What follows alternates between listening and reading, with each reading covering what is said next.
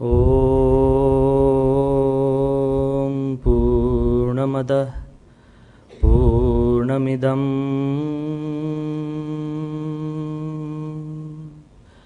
पूर्णात्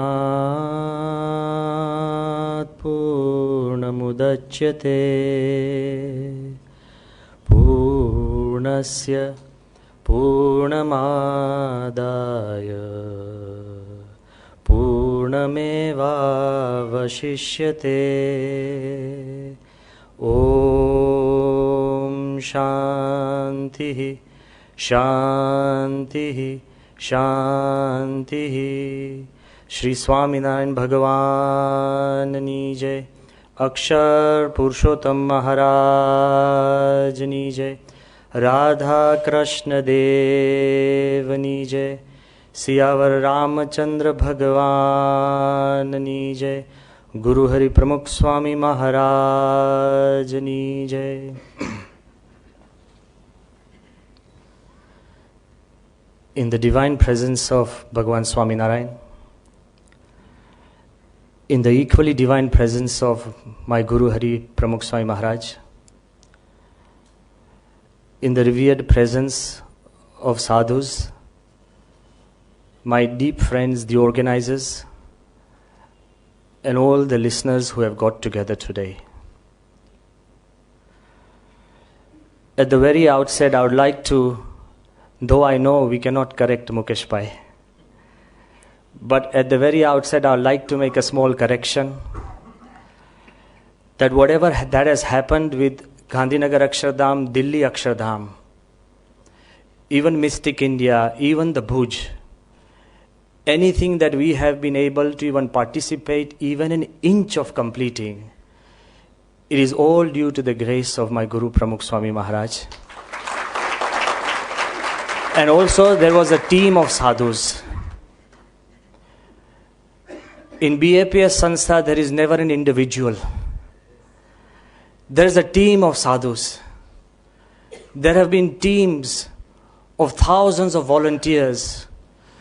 But the magic was, we all have different dreams. When all of us have the same dream, you can create wonders. There is a power of dreaming.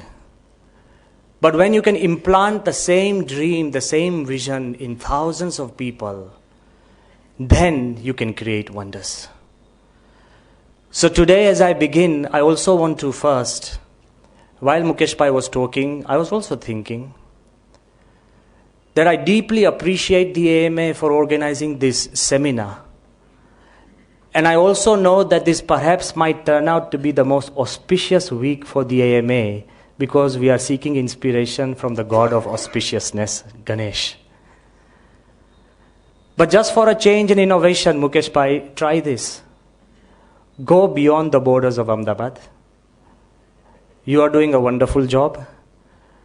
Why not thinking of reinterpreting AMA as Auspicious Management Association? It takes you further. By changing your concept, you can change the nature of your work. It's very important that we think a bit different. Because we are all ingrained to do something different.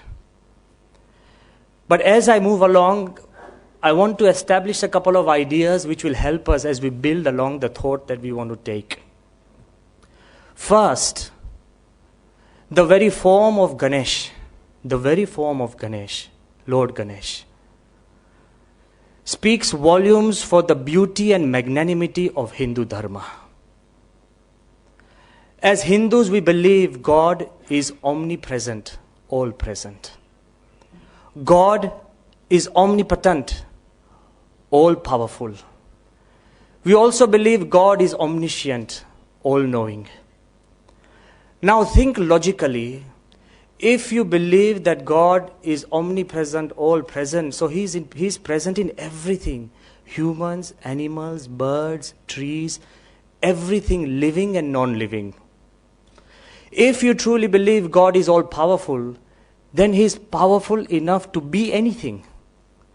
If He is in everything, and he can be anything. You cannot limit God, saying he can't be this, he can't be that, he can't be this. Then we can understand that Hindus can accept the belief of God being in the tree because he's powerful enough to be in the tree.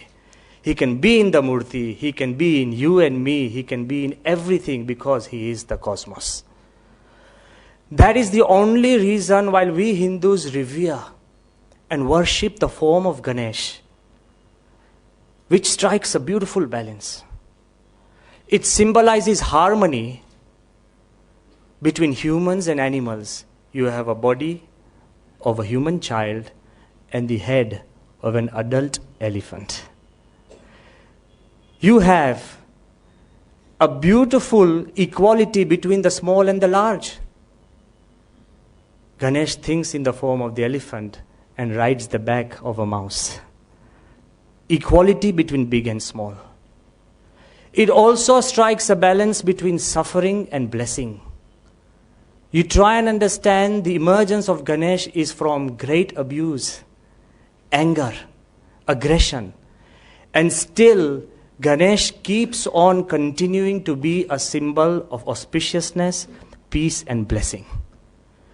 If we understand this, and Lord Swaminarayan has taken this step a bit further, while in some temples you will find the form of Ganesh at the entrance, in some you will find the form of Hanuman in the entrance, Bhagavan Swaminarayan has united the two forces. In every Swaminarayan temple you will find the forms of Ganesh and Hanuman together. It's a question of harmony. So the energy of God unites. If we understand and accept that the energy of God unites, then so many things and answers will be taken care of by itself.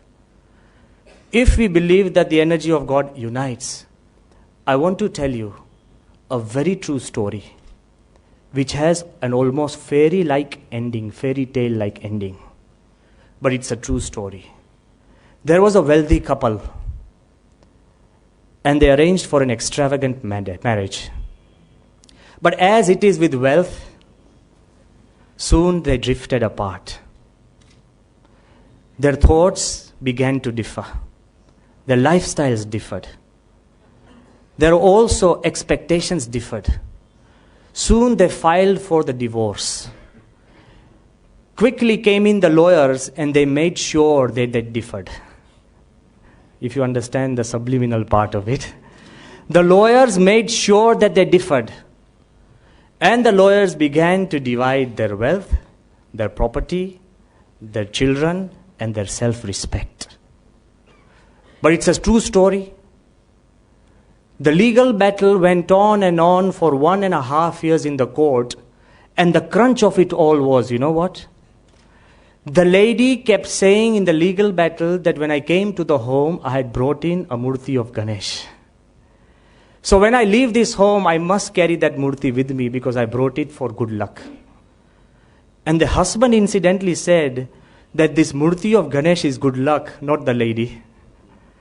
So I am not ready to part with the murti of Ganesh. Ganesh, instead of solving vignas, he became the cause of a vigna. But still listen.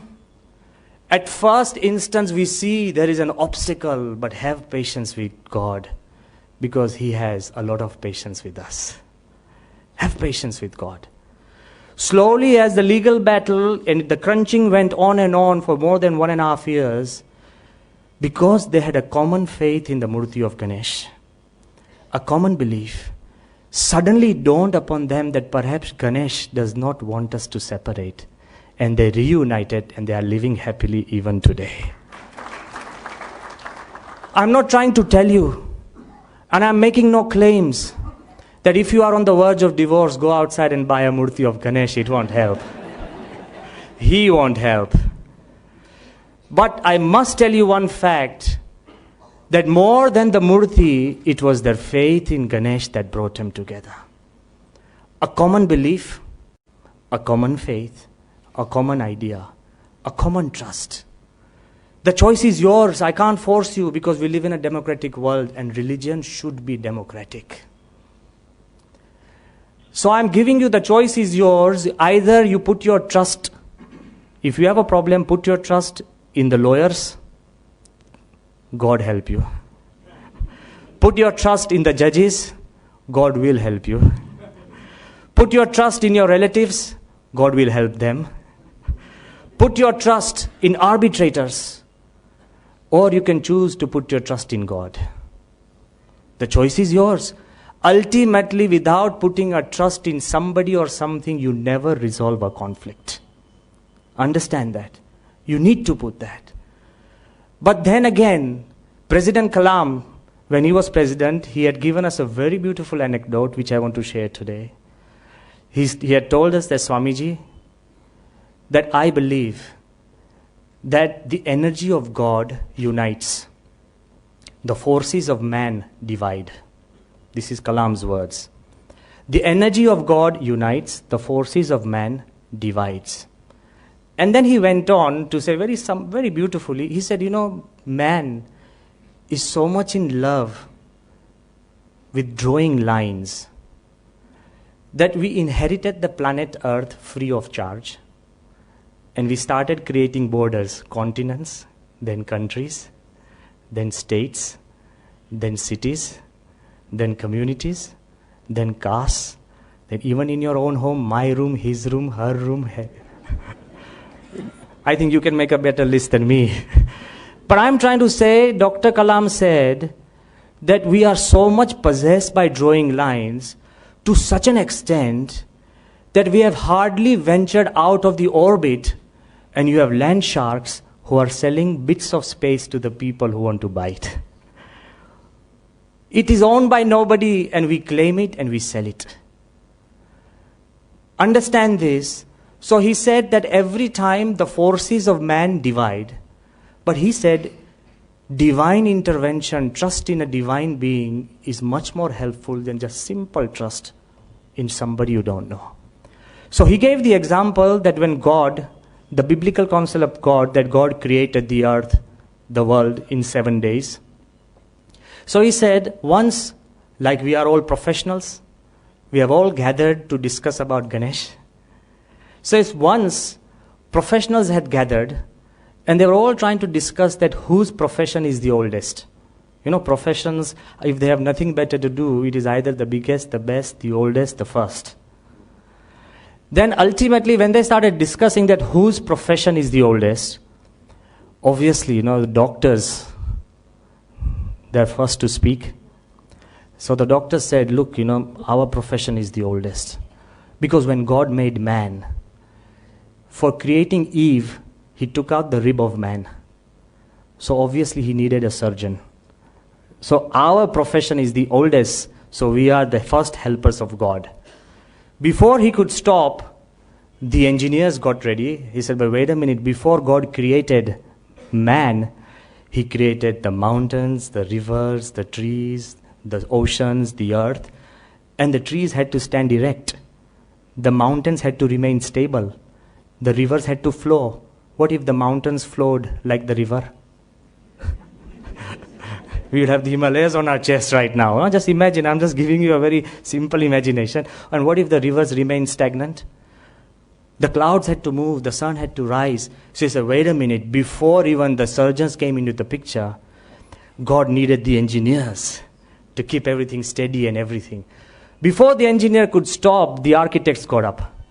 And the architect said, wait a minute, but who gave God the designs?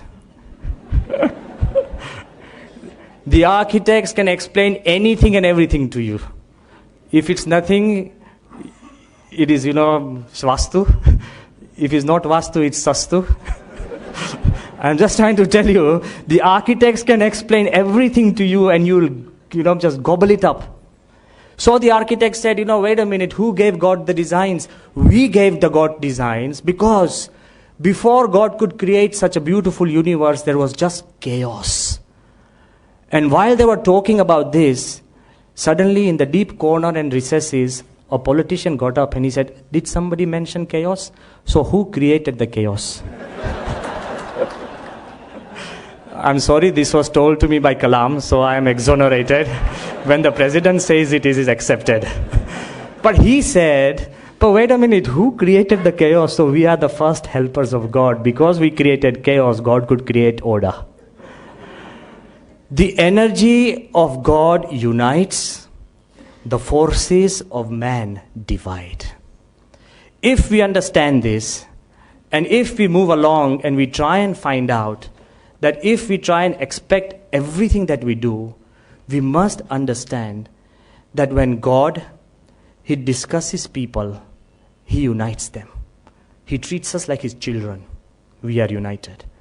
But when man discusses God, He divides them.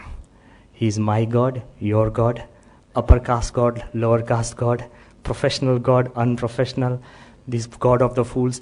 Imagine, when God discusses people, He unites them. He said, you are my children.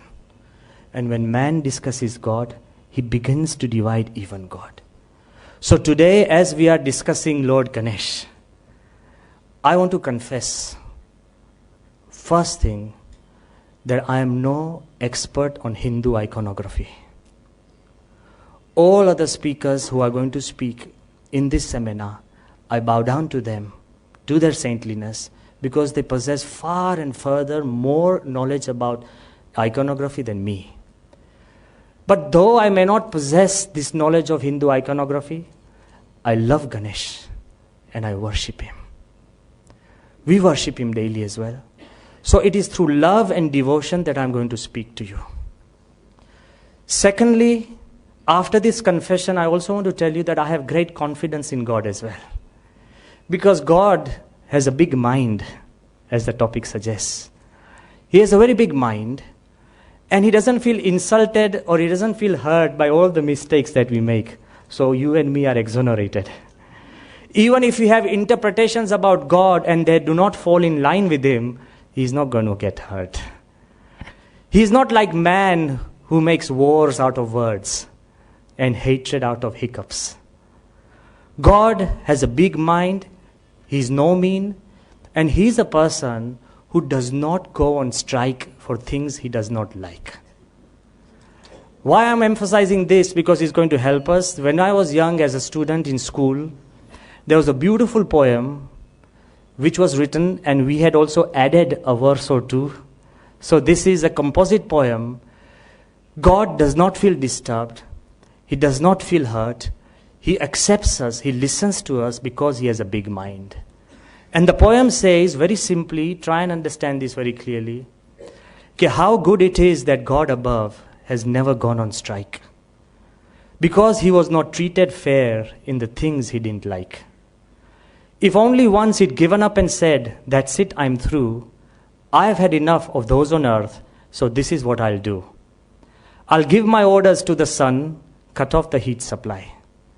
And to the moon, give no more light and run the oceans dry. Then just to make things really tough and put the pressure on, turn off the vital oxygen till every breath is gone. You know, He would be justified if fairness was the game. For no one has been more abused or met with more disdain. We on earth keep discussing God and say that we're always right. But God just simply bears with us and never puts up a fight. Has ever God come down to you personally to hurt you? And again, men say that we want a better deal. And so on strike we go. But what a deal we've given God, to whom all things we owe. How good it is that God above has never gone on strike. It's very important that we first confess that we are insignificant. And second, we create a confidence that God trusts us. We may be anybody, even smallings, but if God trusts us and loves us, everything we discuss today is always going to be positive. So the first thing, as we move ahead, we need to understand what the topic says, that God has big ears. Big ears does not mean that, we tend to understand big ears, that, my family has big ears means they know everything that I say. That is more on the suspicion level. Here, when we say God has big ears, we must understand for searching for new ideas, innovations, we must broaden up our hearing. The story of Ganesh itself gives us this idea that he did not only have the ability to hear attentively, but he also had the ability to think reflectively. So listen attentively and think reflectively. There is this small story which I think everybody probably knows and it's quoted. I'll just say it in a line or two. Then when Ganesh and his brother Kartikeya, when they were both trying to earn a bride, the family said that the first person to circumambulate the earth, orbit the earth 3 times, will win the hand of Riddhi and Siddhi in marriage. Straight away, before thinking, Kartikeya got onto his vehicle, the peacock, and flew across, jet speed. Here, Lord Ganesh was hobbling along on the mouse. But then again, creative, very big mind, and very attentive.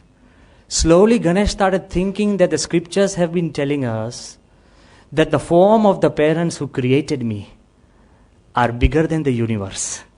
So he went around 3 times around Parvati and Shiva and declared himself the winner. Till now, nobody has been able to take the gold medal away.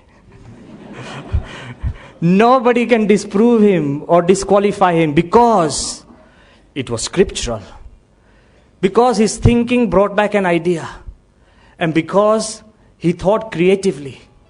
It is so easy to continue to do things which are traditional. It is so difficult to step out and still do traditional things in a new way. Lord Ganesh could do it. And he has taught us that listening and keeping your ears open and then withdrawing that information can give you so much strength and creativity. I want to tell you a couple of things, and it is very odd that I talk to you about listening when I'm talking. Please forgive me. Because I'm going to talk to you for long and tell you that talking is no good and listening is important. But I think I have the permission of Mukesh Bhai. So ultimately, I want to emphasize that if you talk, you can only talk about something that you know. Are you with me? You can only talk about something that you know. But when you listen, you can also listen to something that you don't know. So in talking, you never grow. Only in listening, you grow. It's a very critical thing, very simple idea. But if this idea is clear, then we know where we are moving. I also want to tell you that when you talk, you teach. When you listen, you learn. Science also tells us that the first thing that the baby, when it's in the womb of the mother, it has formed a habit of listening to the heartbeat of the mother. Long before the baby opens its eyes, it has begun to listen. Go outside, move ahead. We always try and teach the baby to talk. Everybody says, "Bolta sikhyo." Have you ever thought the fact that the baby listens is the result that he talks? If the baby did not listen, you find a deaf child will never talk. So listening is always more important in our growth than talking. Please understand that, and this will change a lot of things. Not only that, we say that when a child is in the school, 50% of the child's time goes in listening. When he gets into the college, 90% of a good student's time goes into listening, provided he's inside the class. That's for you to look out, because every time I'm moving in here, the most of the time I find the students are outside. So we must understand one more step which is important, that all men have ears. Few have time to hear, even less have the ability to listen, and rare are those who really understand.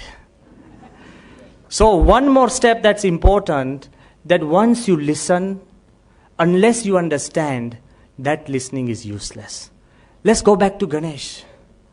In the times when Lord Vyas was asked to write the Mahabharata, And he said, I've got the Mahabharata in front of me, in my eyes, in my contemplation. I need to write, I need to get it done, I need to be penned. He started searching the universe for the right scribe, that he could listen to him and put the Mahabharata as verbatim as Lord Vyasa said. Then Brahmaji told Lord Vyasa that the best scribe you can ever find is Lord Ganesh. So Lord Ganesh, he comes to Lord Vyasa, and Lord Vyasa says to Lord Ganesh that, okay, can you be my scribe? I want to dictate the Mahabharata. The first condition Lord Ganesh puts, he says, that on one condition, that you must dictate it non-stop. The moment you pause, I will stop writing. આપણે શું કરીએ? ધીરે ધીરે બોલજો, અટકીને બોલજો, અને 2 વાર તો પૂછીએ શું કીધું, પેલો ભૂલી જાય. એવા તમને જો સ્ટેનોગ્રાફર મળે ને કે ડિક્ટેટ કરનારો ખોવાઈ જાય. I am just trying to tell you that look at the ability of Lord Ganesh, the power of listening. He said, you'll dictate to me 100,000 verses non-stop without a pause, then I'll be your scribe. But then Lord Vyasa put a condition against Ganesh. He said, in one condition, that you can only write it down if you understand it. You put this value in your life, and I think you'll never have problems with listening and understanding. Most of the children who study in school, they keep writing, they don't understand. When they come back home, they tell their dads and parents, they say, we can't understand. What have you written? He said, what the teacher said. Is he going to give the exam? No, he's going to set the paper. I'm just trying to tell you that ultimately, if Ganesh had that concentration, the power, the ability to memorize the entire Mahabharata and to scribe it down non-stop, because he understood, big ears does not just mean listening, it means listening with the ability to understand. And Ralph Nicholas, a very good thinker, he says, the basic of all human needs is the need to understand and to be understood. And the best way to understand a person is to listen to him. We always believe that when we talk to our child, we are understanding him. No. When you talk to him, he's trying hard to understand you, and you are comforting him. But when you listen to him, you are understanding. Only then you understand. So ultimately, to listen is to learn. To listen is to grow. To listen is to understand. If these 3 features are there, then we find out that you are going to grow in a different way, and all these new ideas will come very naturally. If you search for a new idea, it will run away. If you open a mind, it will walk in. Newton, he didn't search for gravity. And a lot of people before Newton have seen the apple fall and must have said, thank God, eaten it and gone. We still see the apple fall. But because his mind and ears and his thinking were receptive, ideas started flowing. So if you have an open mind, open ears, then things will be different. And you know why? Naturally, God has given us 1 mouth and 2. And what do we normally do? Talk like a double mouth and hardly listen at all. But when we have a single mouth and 2 ears, naturally God tells us that listen twice as much. Secondly, God has given eyelids on the eye, so you can always shut them, but you cannot shut your ears closed. So even the eyes, you can close them down for even 8 hours. Listening, you must prepare yourself for an activity which you have to do 24 hours. You cannot stop, you cannot get away. It is constantly coming in. So it's very important that you have to cultivate an ideology and a different way of listening. But what happens, there are only simple 3 ways of listening which I'm quickly mentioning to you. One is, most of us enter into the feeling of combative listening. You know what combative listening is? When you listen to attack back. Think about it. You are listening, but you are trying to find the weak point, to find the deficiency. You are listening to prepare your attack. You are listening while building up your answer. You are not listening. And I think that's what happens at home. I really believe that's because you say, I keep explaining to my wife and she doesn't understand. And your wife says, I've been married to him for 20 years, he doesn't understand me. Understand, I'm just trying to tell you, because we are so happy with combative listening, that if somebody is talking to you, giving an answer, you are already preparing an attack back. Okay? Somebody asked a child, okay, Dad, what is the difference between a gun and a machine gun? And he said, son, when I talk, it's the gun. When your mother talks, it's the machine gun.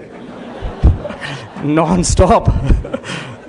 So there is no chance to pause and understand. There is no chance. So there is this feeling of combative listening. Move away from it. The second type of listening is attentive listening. Most of this should be going on in the schools, because when you attentively listen, you try to understand. But it should be going along in the school, and let's pray, children learn. The third is reflective listening.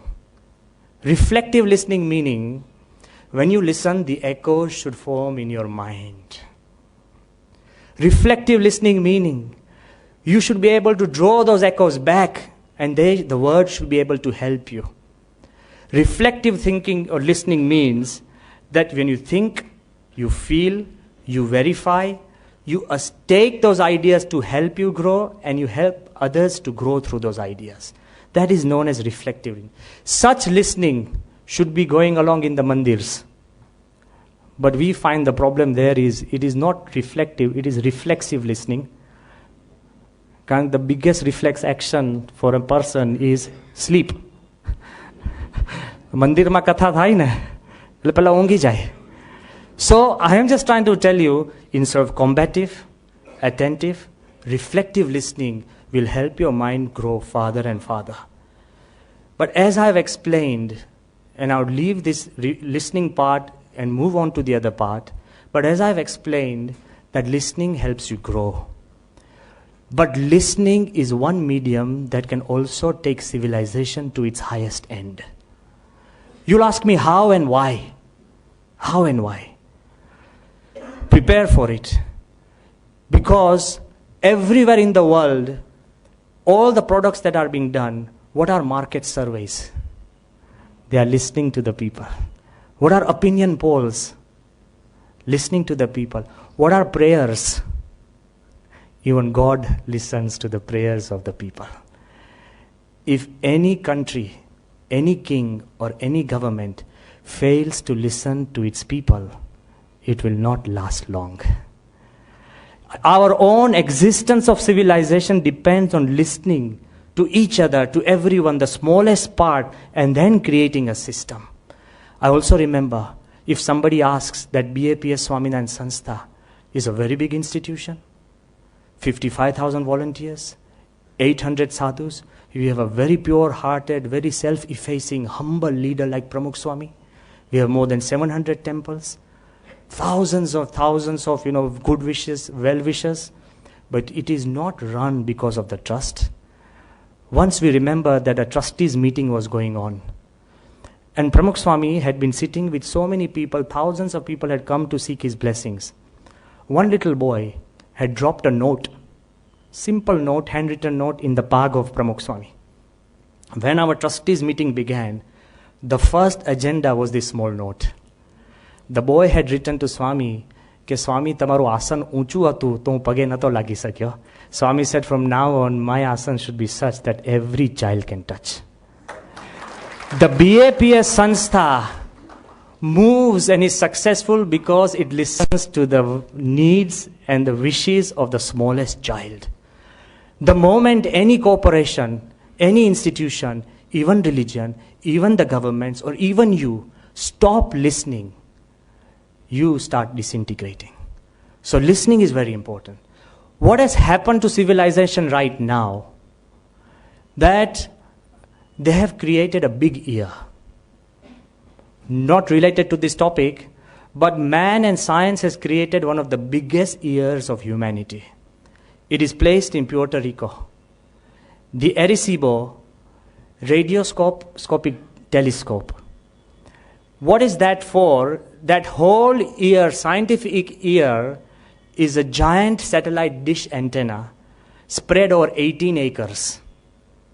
And the antenna is reaching high in the sky.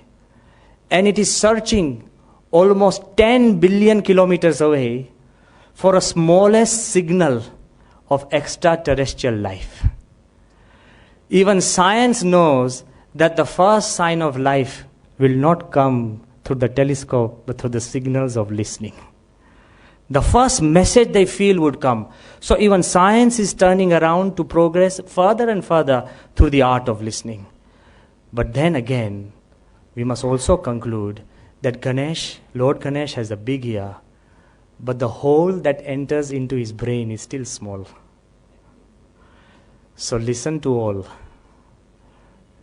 trust few, and follow one. So the greatest art of listening is listen to all. Then you should have the capacity of the mind to select and filter. Then what really applies to you and moves you through, you should move ahead. So once again, I'm trying to say, miserable is a person who has a big ear, but does not have a big mind. Because even the small mouth, the sharp eyes, the big belly, the big ears, everything depends because of the big mind. Of what use is of any talent if a person does not have a big mind? I just want to ask you that if you do not have an open mind but a closed mind, if you do not have a broad mind but narrow mind, if your mind is cynical, sarcastic, and negative, you'll be one miserable person. If your mind is not open, joyful, transparent, and happy, anything I can give you is not going to affect you positively. So as Mukesh Bhai had stressed very importantly, that perhaps the greatest ability that God has given human beings is the ability to think. It is His greatest gift. And through this ability, even the people who do not believe in miracles and magic, even the people who do not believe in miracles and magic, they cannot deny the miracles that have been produced by the mind. I want to list them very quickly, and you know, the miracles that the mind has been able to produce, that without a wing, without a single feather on our body, man flies farther and higher than any known bird on this earth. We have scoured the depths of the ocean. We are almost now swimming in the genetic pool. Take the pun. We are almost swimming in the genetic pool. We have discovered the secrets of the DNA, the mysteries of the atom. All because Swamiji often says that the wonderful inventions we see outside are all a product of the mind. And we forget and neglect the abilities of the mind. So everything has come out from the human mind. And I just want to say where it has placed us. Because 10,000 years ago, we know that the lions, they lived in caves. And even now, 10,000 years later, the lions still live in the caves. They have no interior decoration, no doors to closed. Once their pride becomes big, there are no sub-rooms and rooms and attics. Okay, just bear with me. The lions still continue to live they are the king of the jungles, but the jungle only. They continue to live in the caves. 10,000 years ago, the birds weave their nest. Even today, the birds weave the same nest. Not double story, triple story, 4 stories, dangling shade, nothing. Same and same. 10,000 years ago, the bulls, they ate grass. And even now, the bulls still eat the grass. The same, not flavored. Buffalo, mithu, mitha vagarnu, spiced. Nothing. It is this ability to think that God has blessed us with. We have moved from the caves to societies, to shelters, to houses, to greater houses, to skyscrapers. In Dubai, they are creating the Burj, which is maybe 3-4 times bigger than any known skyscraper, space colonies, undersea houses, so many things, and still we feel that we have achieved nothing. You look at the variety of music, variety of culture, the variety of food. With Gujaratis, I'll tell you. God bless them. કોઈ પણ જગ્યાએ યાત્રાધામ જવાનું હોય ને તો પહેલું પૂછે કે ત્યાં કોની કોની દુકાનો છે ખાવાની. આંડવો, ઢેબરા, ફરસાણ. See, ultimately, man has created so much variety and so many things because of his ability to think. Otherwise, it would be one drab, simple, straight life. This ability to think is the miracles that man has been able to produce. One great thinker, he has said that man has made more progress in the last 100 years than we have made in the last 2,000 years. But now the great futuristic thinkers, prepare for the shock.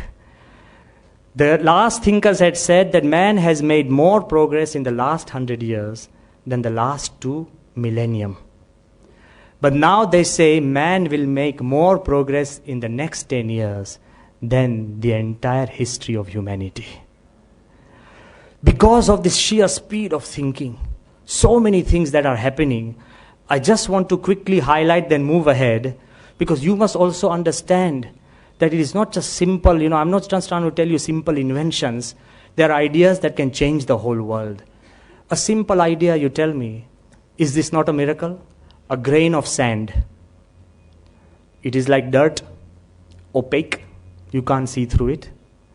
Man, through his mind and inventions and processes, he converts sand into glass, which gives you a better ability to see. Opaque things turned into transparent. Okay? Something that is dead can help a living. Just think about it. Still don't stop there. Then turning the same silica into silicon chips because of its ability of conducting and non-conducting. And the same grain of sand now can remember more than your mind. The memory of the computer is far more sometimes. So I'm trying to say, if man can take a grain of sand and pump in more memory than we can ever dream of, if man can breathe life into dead, then don't doubt God. Definitely God can do it. If we, through our inventions and ideas, can open up so many new horizons.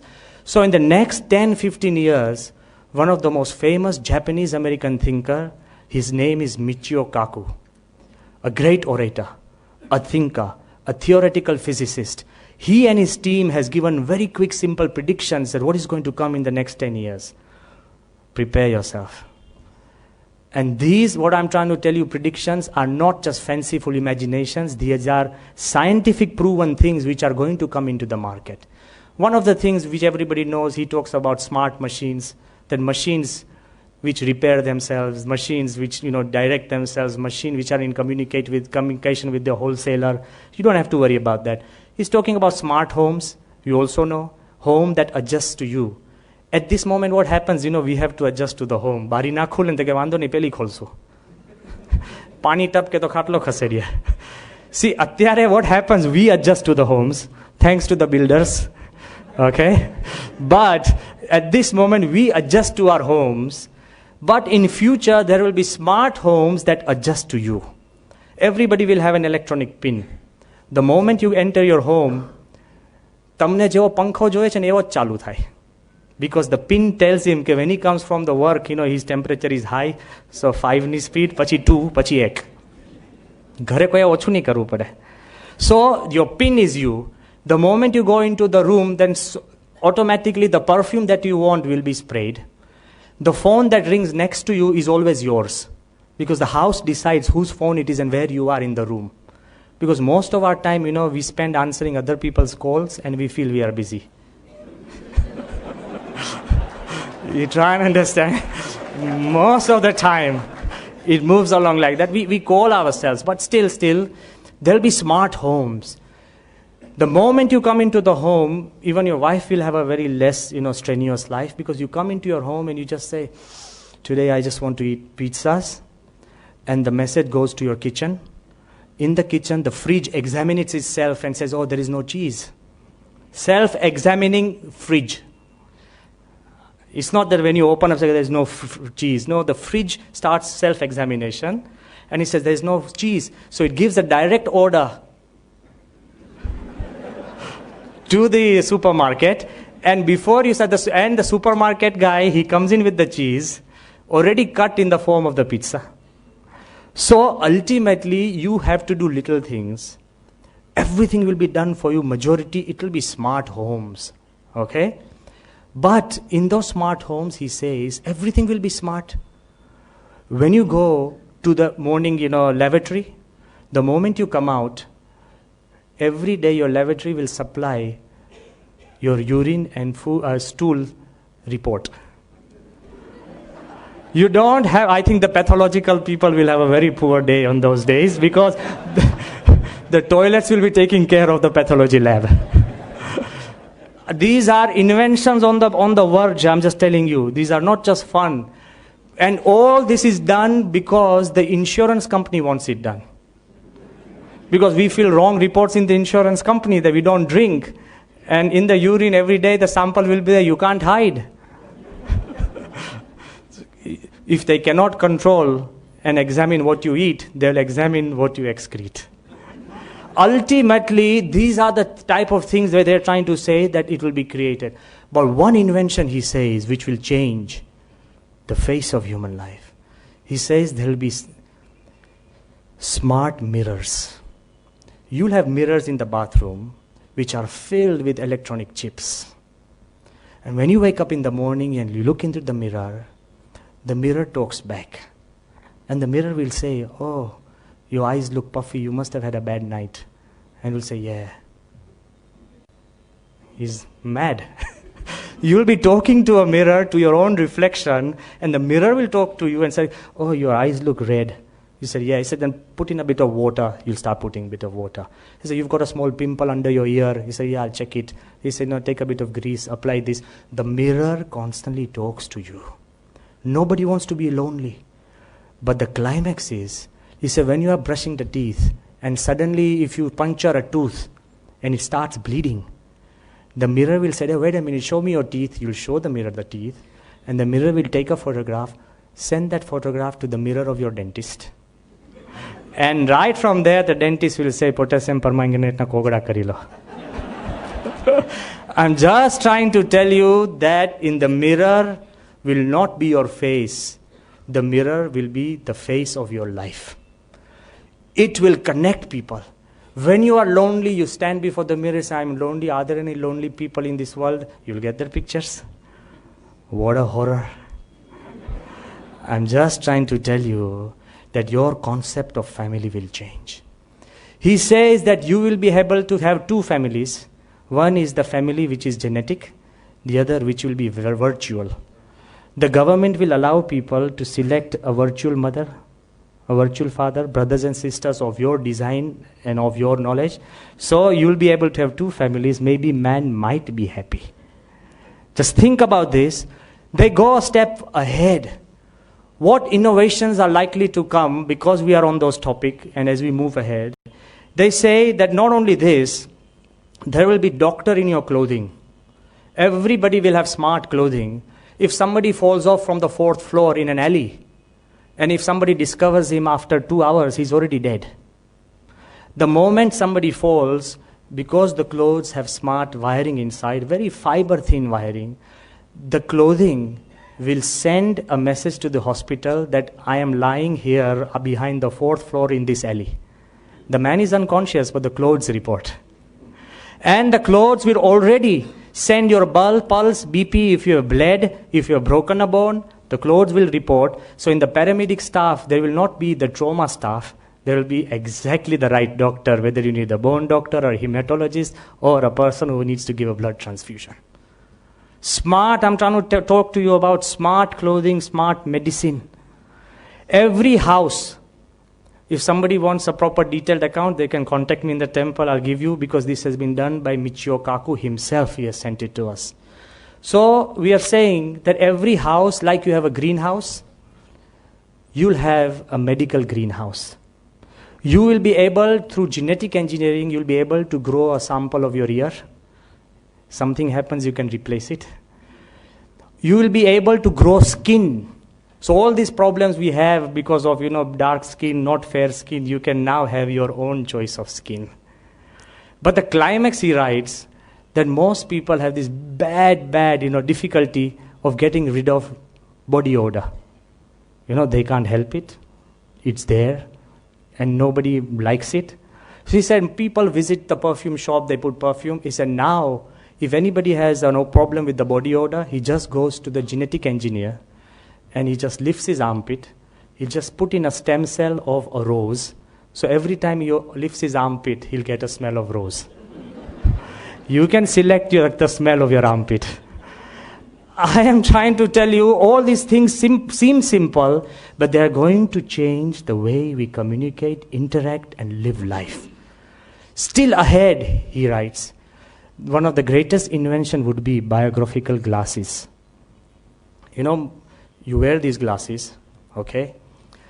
And because everybody has an electronic chip, the moment you focus on to anybody, you get his entire biodata, age 24, married, he has the diabetic profile, this, he's an engineer. So even when you're waiting in the bus stop, everybody knows everybody. How are you, doctor? How are you, chemist? How are you this? I'm just trying to tell you that if you go into a party, what is a party? Party is 90% introduction. Nobody has time to talk. You say, this is a doctor, or this is nice, thank you. Then this, everybody is in their own mood, okay? But if you go into a party with those biographical glasses, everybody knows everybody. So you can't fool anybody. Most of our time we waste in introducing ourselves, that will be saved. But I want to ask you, in a world when everybody knows so much, where you can't even pick your nose without somebody not knowing it, will you be happy? It's $1 million question I'm asking you. Will you be happy in an internet wired, connected world which you can't control? I'm trying to say thinking big is not just thinking of new inventions. It's not thinking innovations. It's not thinking on trying to take you faster and bigger and better and more comfortable. It's providing the basic needs of what you want. Now come over to me and you find out that, okay, everything is there. Everything is better, more comfortable, but will you be happy? Suppose today, I give you the freedom to go to the best hotel of your dreams. And you go to that hotel and maybe it's charging 25,000 rupees per night. Okay? And you pay. And you go to that hotel. I want to ask you, if you don't get proper sleep, will you be happy? The hotel costs 25,000 rupees, but sleep is what really makes you happy. That is for free. If you go to the best beach, and you pay more than 1,00,000 rupees to have a private beach and everything, and you have gone to relax, but if you can't relax, beach has a price tag of 100,000 rupees, but relaxation is free. All the things that really make you happy are for free. Just think deeper. Just as sleep is free, relaxation is free. I can take you to the best restaurant, and you order a food, best dish costing 5,000 rupees, and once you eat, and suddenly you get indigestion. I think food costs you money. Digestion is free. Indigestion is costly.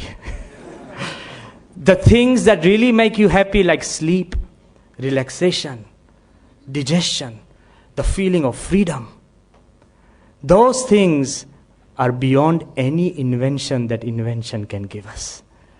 So the great ideas that man should be searching for are the things that really make society happy.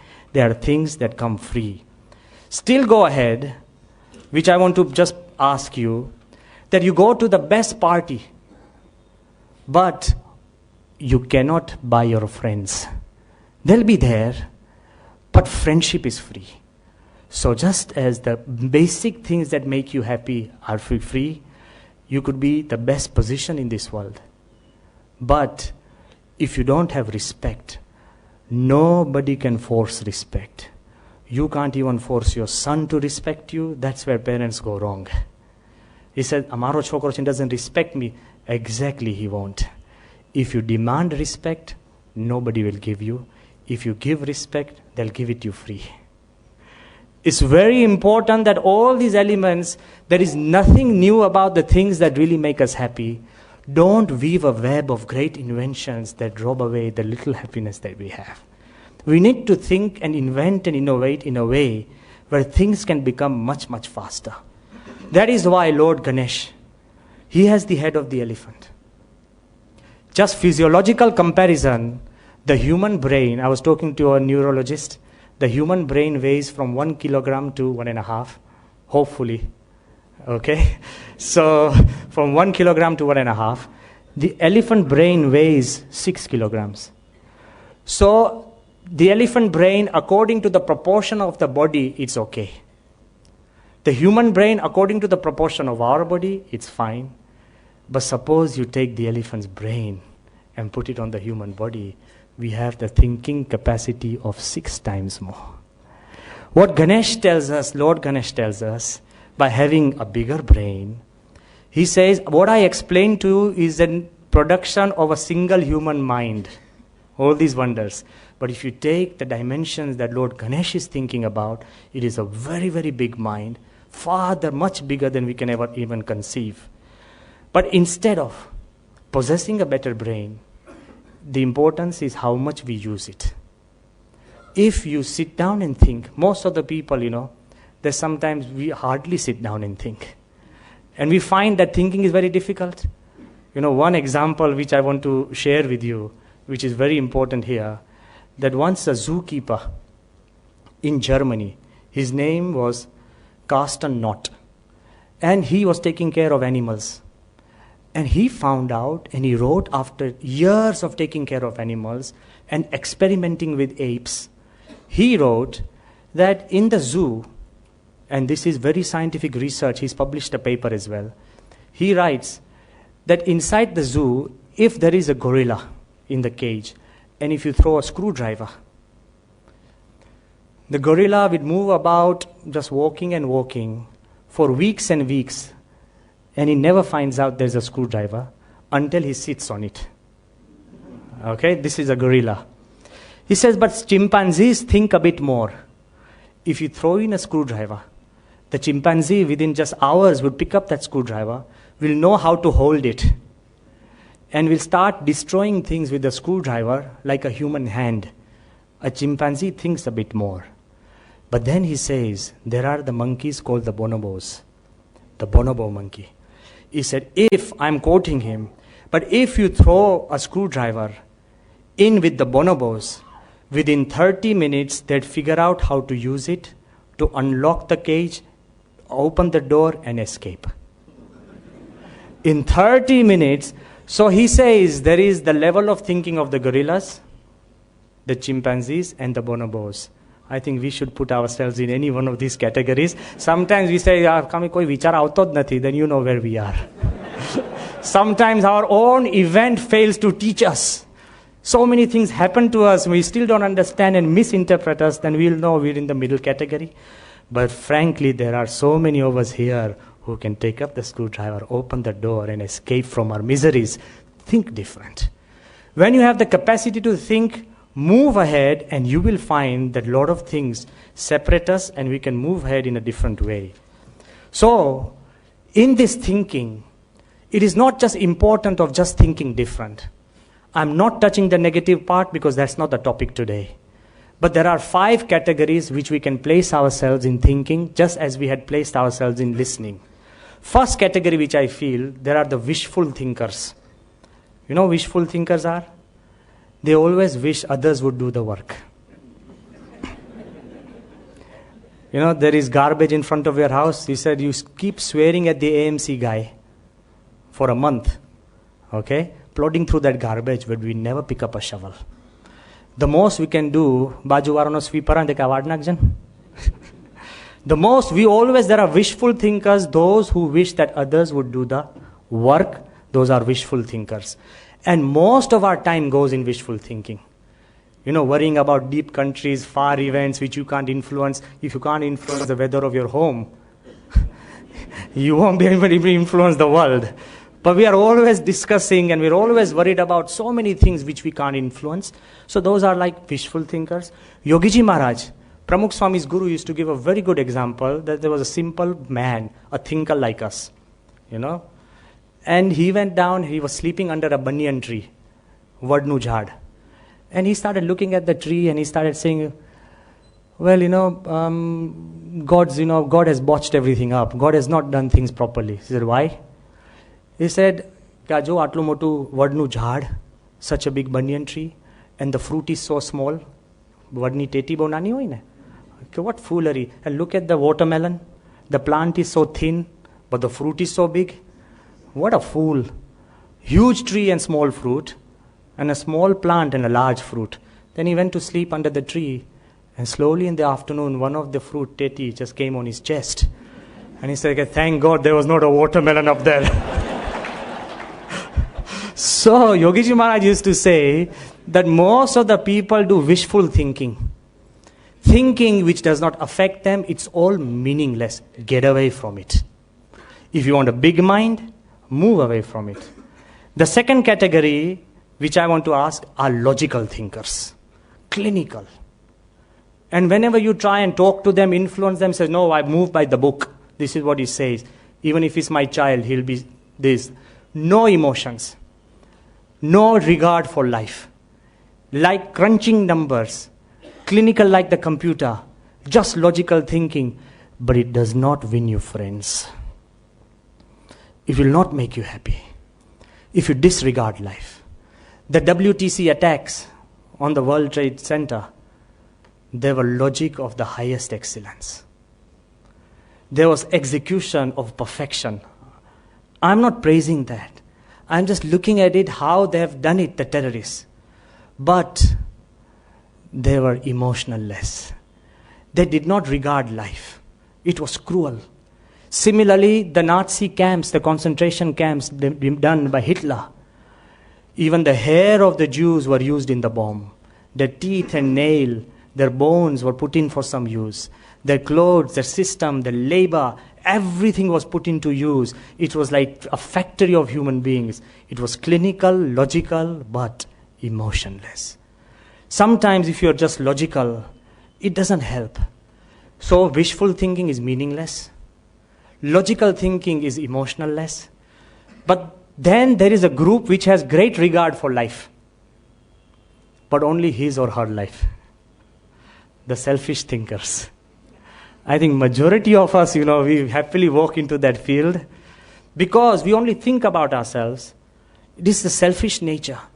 And everybody has this huge ability. If somebody says, Swami, I can't think, but when it comes down to me first, you are the best thinker.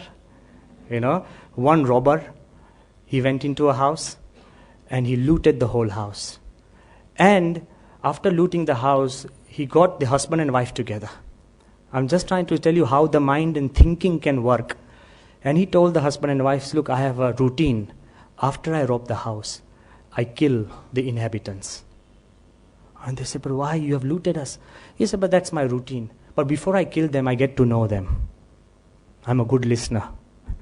So he said, before I kill them, I get to know them. So he pointed the gun at the wife. He said, your name? And she was very shaky. And she said, Elizabeth. And he said, I can't kill you. Because, I loved my mother. And my mother was also called Elizabeth. So I can't kill you. So he turned the gun to the man. He said, your name? He went, Jack. He said, your name? He said, Jack, but my mom always wanted a daughter, so she used to lovingly call me Elizabeth.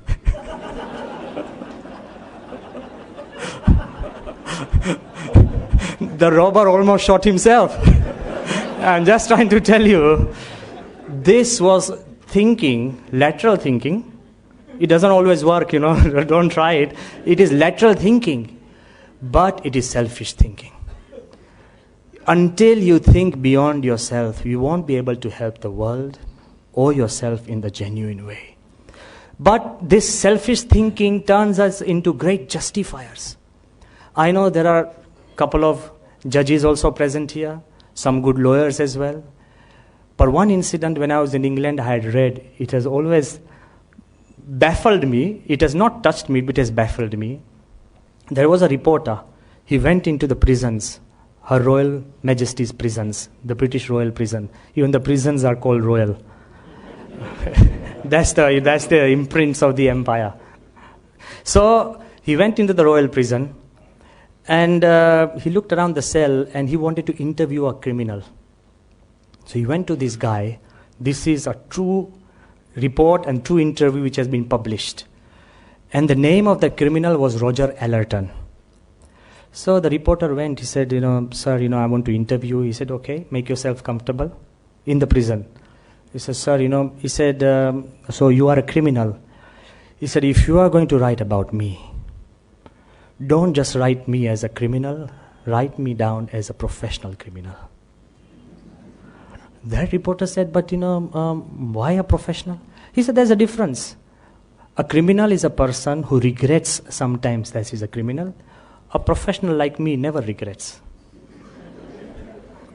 So this guy goes, but sir, he said, you can call me Roger. He says, okay, Roger, but don't you think that, what do you do as a criminal? He said, I go in the streets, I point a gun, loot people, commit robberies. He said, do you think it is right to rob for money? He said, it's my profession. In your profession, you have your own laws. You look at every profession, they have their own laws. He said, but Roger, but do you think, to forcefully take money from people, do you think that's correct? He said, look, my profession is much more honest than the businessmen. The businessmen, they lie and cheat their clients. They buy a good for a lower price and they sell it for a higher price. I at least tell the person, give me your money. I'm an honest guy. He says, still listen. He said, I'm an honest person. I tell them, give me the money. He said, but what if they don't give you the money? He said, I kill them. He said, but can you kill? He said, I already told them, if you won't give me the money, I'll kill you. And if he wants to die, then even we won't give it. It depends. I don't want to kill him, but if he doesn't want to live, his desire not to live is higher than me killing him, then he dies. He said, no, but Mr. Allerton, but can you kill somebody for money? He said, why not? He said, can you really kill somebody for money? He said, do me one favor. You go out to all the soldiers of England who are fighting, and you tell the country not to send them any money at home. Do you think they'll fight? They're fighting because they get paid. They are killing people whom they don't even know. They are fighting a country for which they don't ever have any hatred. They are killing people who have done nothing wrong to them. At least I'm killing somebody who has denied me, so I think I have a better chance. He said, but in your profession, if you get caught, then you get jailed. He said, job risk. He said, my job risk, it's much less. Think of the poor pilot who is flying an airplane 30,000 feet in the sky, and if something goes wrong, he dies. I at least get a comfortable life in jail. My job risk is less than the pilot's. He started justifying every little thing. I don't want to finish the interview because you might turn into criminals. But I just want to say that self-justification has no end. Come out of that vicious cycle. If you want to improve, you find and reinvent yourself. Self-justification and selfish thinking will have no end. So there is the fourth type of thinking, very quickly. The fourth type of thinking is very interesting. Those are the great thinkers. You have the wishful thinker, the logical thinkers, then the selfish thinkers, then the great thinkers. The great thinkers who by their ideas and inventions, they have helped to change society. Take Newton, take Edison, created the light bulb. Take James Watt, take Einstein, take even Gandhi. Mahatma Gandhi, Non-cooperation is not a new idea. We always do it at home. If a child is not well, if he doesn't want to do what the mom says, he will not eat. If you want to go out and if you are not ready, then the wife won't get ready. Non-cooperation is the best way to show that you do not agree. Very simple. What Gandhi did, he took this simple idea and he planted it into the mind of a nation, and it made waves. You don't have to think of great ideas. Even the simplest idea, the simplest of ideas can change the mind of a nation. So, don't be fooled about just thinking of great and new ideas. Even the everyday idea that you have may turn into great things as well. Even today's modern day inventors, how they made simple ideas into great success, quickly look through them. There was this chemist in 1968. His name is Silver Spencer. In 1968, he was working for a chemist group. He was trying to invent a glue that would not come off, a permanent glue. He was working hard and hard, and he ended up with a polymer, that a glue that did not stick. It was a glue that would hold but would not stick. So it almost became a joke in his chemist place that, oh, he invented a glue that does not stick. This is in 1968. He brought in people. He started discussing and listening and talking. From 1968, suddenly, one person whose name is Art Fry, he was in the church. In the church, he was trying to read the hymns to Christ. Some of the pages started coming off, and he had used his glue to stick those pages temporarily and then peel them off. From those two people came the idea of post-it pads. In 1980, when they were launched, these post-it pads have turned the nature of business from a glue that did not stick. Because he kept stuck to that idea, the idea stuck. Remember this. Everybody wants to be big, but your determination to be big, and if you stick to that, then you will be able to change the world that we live in. Another simple example, there was an Israeli young chemist. His name is Isaac Berzin. He's just 40 years old, a chemical engineer. And he was cleaning his fish tank. And every time he cleaned his fish tank, he found that the algae that grew, which is a nuisance, it took him so much soap to get rid of the algae. Very oily. And he decided to convert that algae in an alternate form of oil, energy. He found out that the algae has 30 times more oil capacity than sunflower.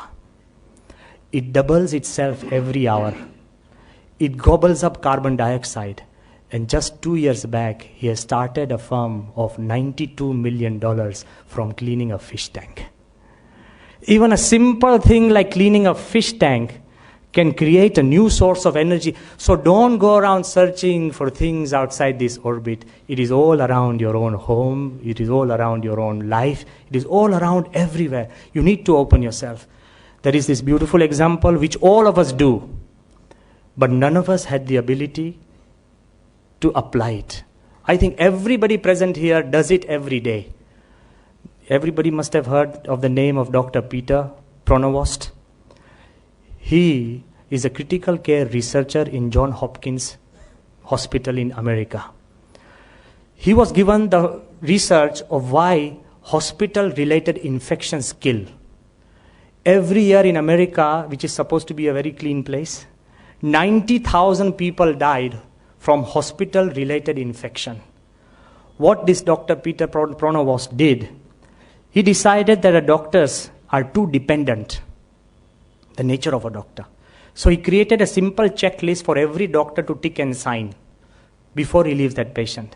This simple idea of a checklist had saved $11 billion in hospital-related deaths in America alone. He has saved the lives of thousands of people by simply creating a checklist. We do it when we go out shopping, we make a checklist. We do it when we give instructions to our child, we do it. But doctors did not do it for themselves. The moment they did that, it changed the nature of everything. We have our own very own Ratan Tata. He had given a promise that a car in 1 lakh rupee. And even the chairman of Suzuki said, it is impossible to sell a car or even make a car at that price. Tata had said a promise is a promise. To invent, to innovate, according to the need, gives you some energy, and that is different. But apart from life, you can always also use also death. There is this beautiful story of 47-year-old professor of computer science. His name is Randy Pausch, 47. He was discovered with pancreatic cancer. He had 3 children, 2, 3, and 6. He could have cried his eyes out and blamed God. He could have blamed everything in life.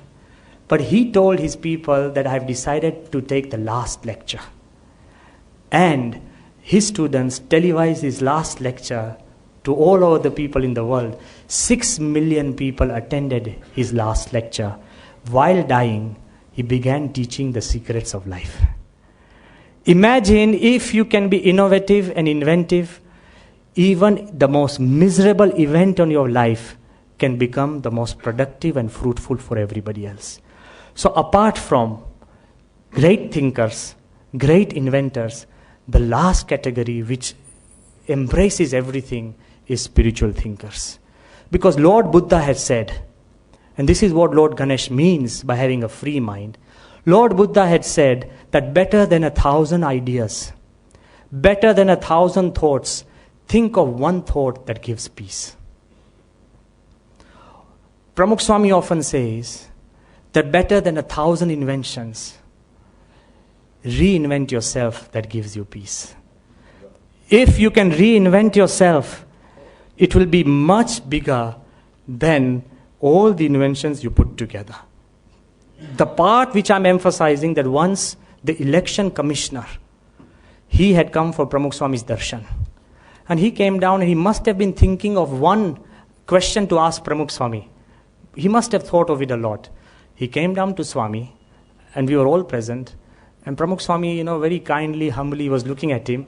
And the election commissioner asked Pramukh Swami, Ke Swami, he asked in English, I'm just translating because Swami's answer would be in Gujarati. He said, I have known and I have read that Sardar Patel used to say that if everybody obeys the Shikshapatri given by Swaminarayan Bhagavan, it is a book of conduct and ethics, then there would be no need for law and order or even the police force. So I wanted to ask you today that if there is just one verse, આખા શિક્ષાપત્રીમાંથી એક શ્લોક બદલવાનો હોય આજની દુનિયાને અનુલક્ષીને, તો તમે કયો શ્લોક બદલશો?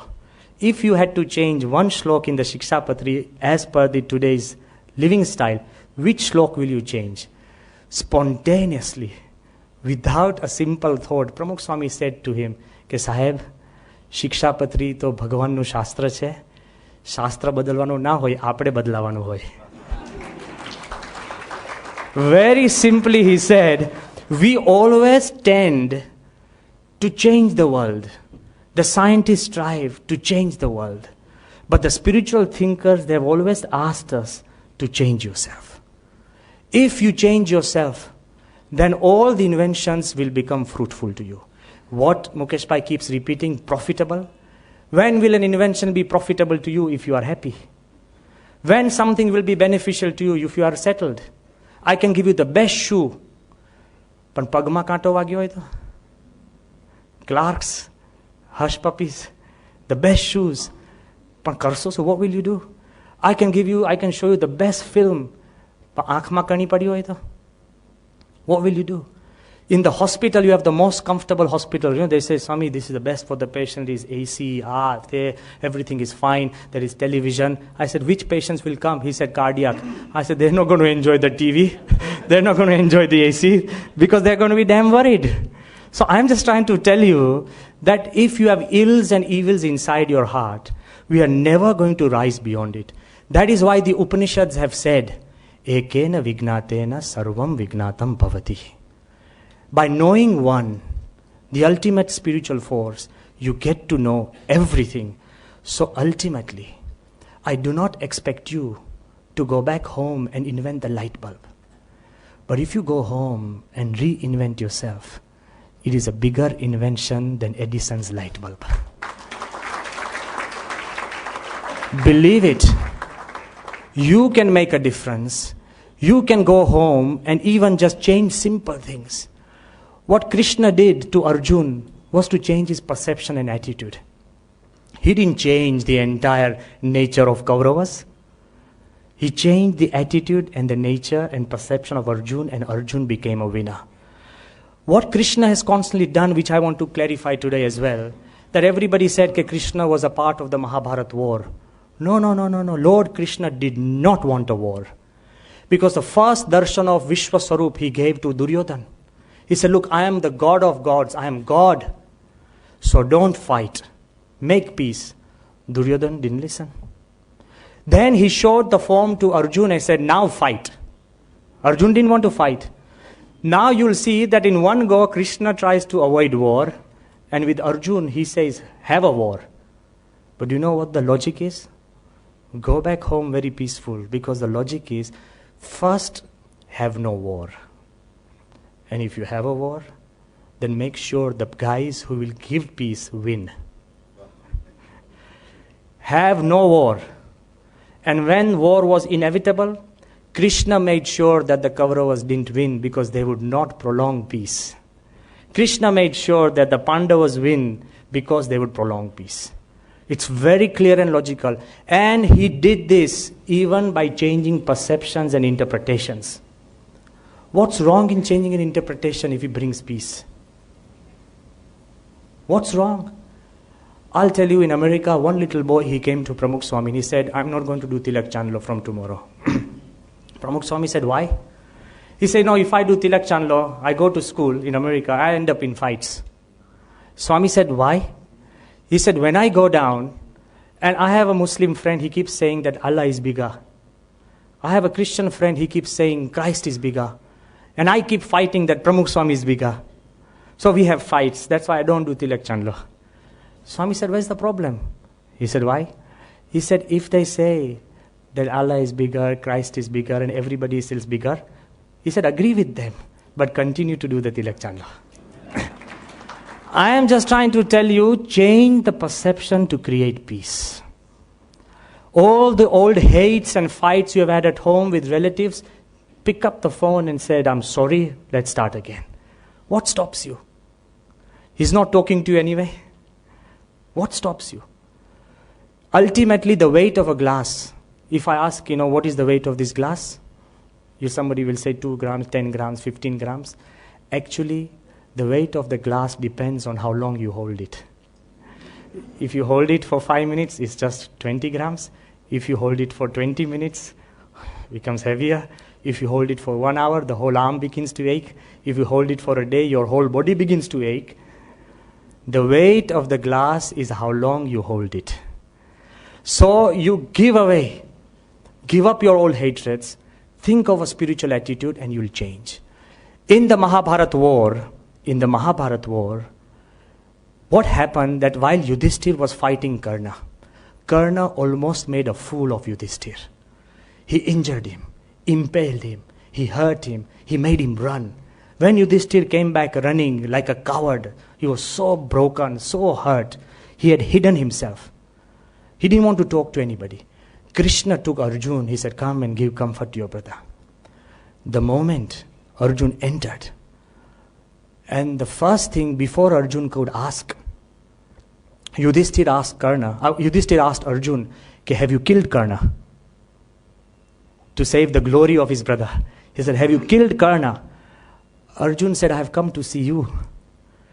Yudhishthir insulted Arjun and his bow, Gandhiv. He said, shame to your Gandhiv and shame to you. Bow-headed, Arjun left. He was under an oath that if anybody insulted his Gandhiv, he has to kill him there and then. So the whole mystery of Mahabharata took a simple inner war. There was an outer war going on, and an inner war began. Krishna, see the magic of Lord Krishna. And Arjun says, he turned his Gandhiv, he said, now I have to go and kill Yudhishthir. He is the first person who has insulted my Gandhiv. he should be no more on this earth. Then Krishna stopped Arjuna and said, wait a minute. In the Shastras it is said that the worst type of death for an elder brother is to insult him. It is more than even by killing him. If you go down there and you insult Yudhishthir, it is as good as killing him. So slowly, Arjun went and he insulted his bigger brother and with so many abusive words. So Krishna said, you have fulfilled your oath. Yudhishthir is alive. So when Arjun came out, he was more depressed. He said, oh my God, what did I do to my brother? If I've abused him so much, so then I don't deserve to live. કે આત્મહત્યા કરું.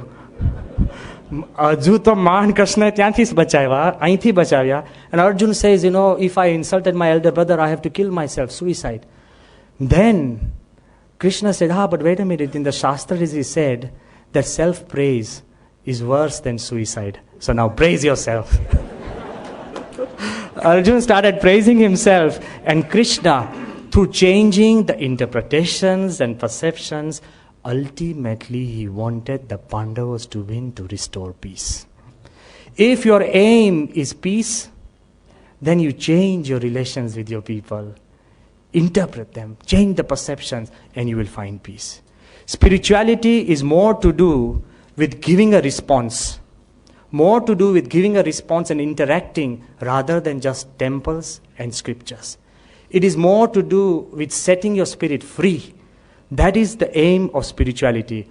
And if you find that, you can go home. Try it. There are people who go home and first 1 hour after you reach home, turn off your mobile. You'll automatically have more time with your wife, with your children. Okay? But don't turn off your mobile and turn on the TV. That's as bad. But I'm just trying to say, even simple creative ideas will reinvent your home life. There are people, I know Dr. Jira, he's a Shia Muslim. He's the head of Bahrain Hospital. But he had told us, Swami, I always, because Pramukh Swami had blessed him, he said, I always begin my day with 10 minutes talk with my mother. If I'm out, I'll call her, but at her time. So I wake up at morning early at night and call her. 10 minutes talking to my mother will always give me greater power than even prayer. Change a bit of your life. If you can bring this creative change, it will change. Swami has also talked of Ghar Sabha family assembly. Once a week, spend time with your family. Try it. No television, no newspaper, nothing. You'll get time. You'll get time to write back to the people you love. Because only the people you love can make a difference in your life. Give time to the people you love. We hardly give time. If somebody writes a letter back to you, say, આ તો ઘરનો છે ને, નહીં કે ભાઈ ઘરના જ ઘરમાં કામ લાગશે. બહારના માટે કેટલું દોડો છો? Only the people you love will stand by you. Only the people you love, so spend time for them. If you have a choice of talking with me and somebody of your own family, talk with them first. Because you need to connect. So little changes when you go home will really help you, so try that. And finally, as I said, the response you choose makes you a winner or a failure in spirituality. Have a big mind, very big mind. Suppose, practically I'm telling you, if somebody hurts you, slaps you, your first reaction would be to slap him back. But if you see he's bigger, think big, think small. Okay? If you see he's bigger or armed, then you will slap him in your mind. But if you are too weak, even to show him that you are slapping him in your mind, what you'll do, you'll plan for a revenge later. But if you can't do that, then you will think of ganging up on him. You will at least abuse him in your mind. If you can't, then you'll pray that God do something to him. I can't do anything to him. We most of the time we use God like that. God, do something to him. So we constantly give so many responses, but there is a spiritual response. Forgive him. Let go of him. Even in revenge for 2 years or 10 years, we are thinking of him. Take the burden out. There is a spiritual response, but you can choose that response. Nobody can force it. If you set yourself free from difficult things, you have a spiritual experience. I want to tell you an example of somebody that you know, but perhaps have not met. After the Delhi Akshardham, it's a very private incident. After the Delhi Akshardham was opened in 2005, I got a call from the President, Dr. Kalam, that I have a very personal friend who is living in the Rashtrapati Bhavan, and he wants to come and see Delhi Akshardham. Now be with me word for word. And I said, Dr. Kalam, your friend is our friend, you send him. He said, but he has a problem. His health is not well. I said, doesn't matter, sir. But he has a broken thigh. I said, that's going to be more difficult. Akshardham is 100 acres. He said, but take him in a wheelchair. He's my friend and I want him to see it. And he wants to see it. I said, fine. But he doesn't talk much. He's sometimes strong. I said, sir, don't worry. Don't worry about anything. We'll take care of him. Suddenly, in the presidential cavalcade, you know who came? R.K. Lakshman. Okay? The great cartoonist. Great thinker. Very witty. He was wheeled out on a wheelchair. When I met him, very weak, frail, but very sharp mind. Talked very less. Before I could talk to him, he said, let's begin. We started pushing his wheelchair very slowly and gently. Whenever some beautiful design came, because he had a broken thigh, very difficult, very frail, very ill, but he would feel it with his, vision and with his finger as if he's feeling it in the ceiling. Very beautiful artistic features. He went and saw the elephants. Then he suddenly asked, has the president seen this? I said, no. He said, what a fool. They were such good friends. I'm just trying to tell you. Such good friends. So he said, no, he should see it. I said, yes, sir, yes, sir. This is the only conversation. There was not much conversation. Then suddenly, there's a boat ride in Delhi Akshardham, which shows you 10,000 years of culture in 10 minutes. But in that boat ride, we had to lift him and put him in. I said, sir, it's going to be difficult for you. He said, why? I said, we have to get into a boat. And he had a broken thigh. He said, no, the president told me I must sit. I said, okay, sir. When we lifted him, he gave a great cry of pain. A big scream. I was so shocked. I said, I'm so sorry. He said, why should you be? He said, why should you be? He said, pain is temporary. Experience is permanent. This is typical R.K. Lakshman. He said, experience is permanent. We sat in the boat. I'm reliving this, everything as it is. When he came out, he went to see this mystic India, which, I think Swami Anubhavanand was talking to you about yesterday. He saw half of it. Saw the beautiful feature of Nilkant. And then he left. He said, President is waiting for me. He left halfway. Next day, Dr. Kalam called. He said, R.K. Lakshman wants to finish the film. I said, we are happy. He came down. He saw the musical fountains. He was so happy. I said, Lakshman Sahib, would you like to even have darshan of Pramukh Swami? He said, who is he? Now just bear with me. He said, who is he? I said, okay, then you don't need to. He said, no, why should I meet him? I said, no, sir, you don't have to meet him. But, I was just wondering if Swami is available and you can have darshan. He said, has the president met him? I said, yes, maybe 4 or 5 times. He said, let's go. So, in a golf car, now you understand my situation. In a golf car, R.K. Lakshmanji is there. Very inventive, innovative. He's sitting there quietly in great pain. He doesn't know who Pramukh Swami is. I did not have even enough time to even send a message that I'm coming with somebody.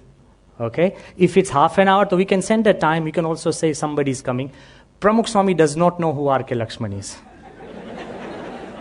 Now look at the situation I'm trying to tell you. Okay? Pramukh Swami was seated. If anybody has had darshan of Swami, he is a very humble, quiet person. He was seated in his small room with a pillow in his lap, Swami. And Ishwar Swami was sitting next to him.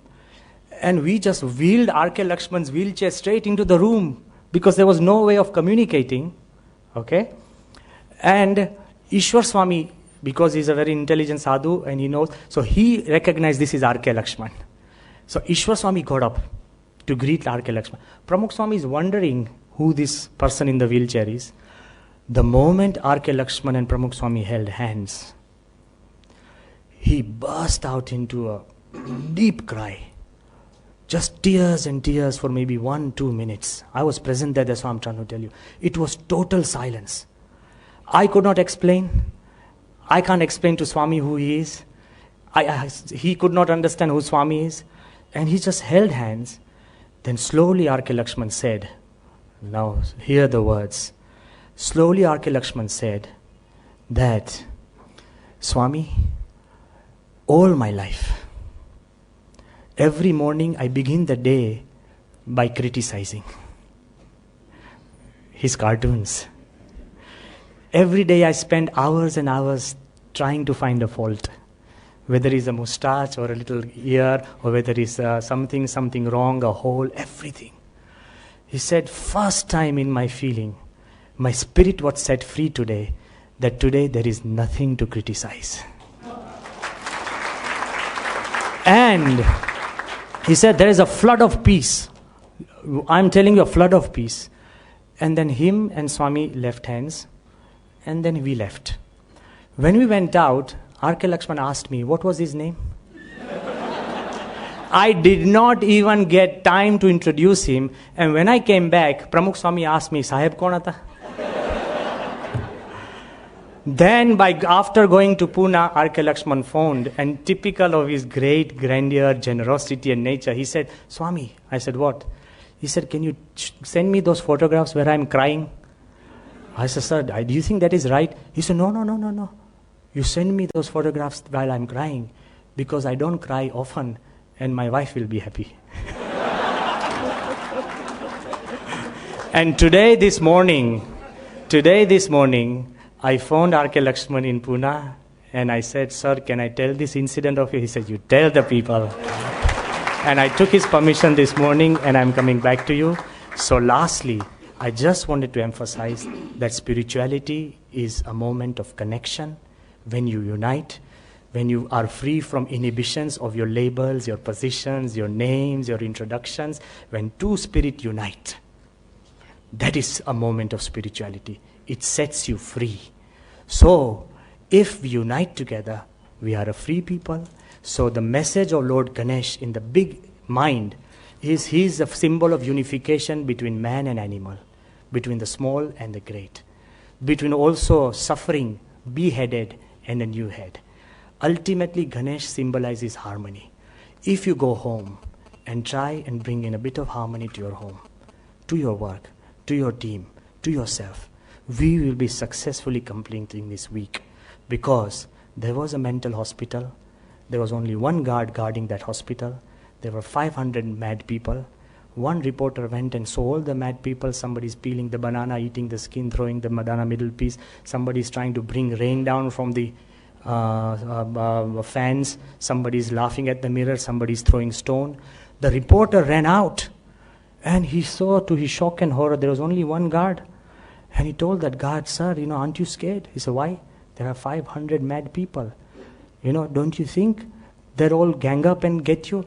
He said, don't worry, sir, lunatics never unite. So if we cannot unite as a family, if we cannot unite as a corporation, if we cannot unite as a city, and if India cannot unite as a country, we know what to call ourselves. Thank you very much. Thank you, Guruji.